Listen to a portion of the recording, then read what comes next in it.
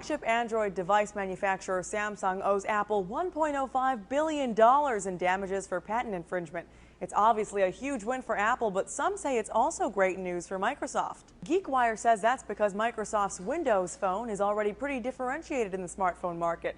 It doesn't need to worry as much about getting sued for copying Apple's hardware and software designs. According to the latest numbers from Gartner, Android and iOS dominate the global smartphone market. Windows Phone still lags behind software offerings from Nokia and Research in Motion, but hopes are high that the status quo will soon start to change. Senior Director of Marketing Communications for Windows Phone, Bill Cox, even tweeted, "Windows Phone is looking good right now." Consider the precedent this case sets for manufacturers. Wired points out Apple now has some high-caliber ammunition if it wants to pick a fight with someone other than Samsung.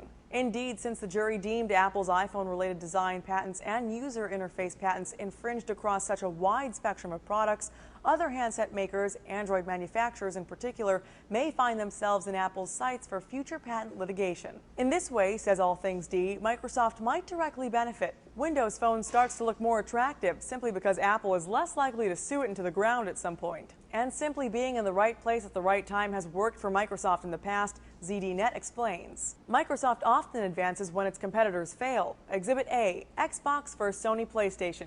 In a number of cases, Microsoft's market share in a given space has grown not because of anything the softies did proactively, but because of its rivals' missteps. Whether there will be any sort of exodus could depend on the ultimate outcome of Samsung's trial process, and the South Korean phone maker has hinted heavily at plans to appeal its case to a higher court. For Newsy, I'm Candace Aviles, Multiple Sources, The Real Story.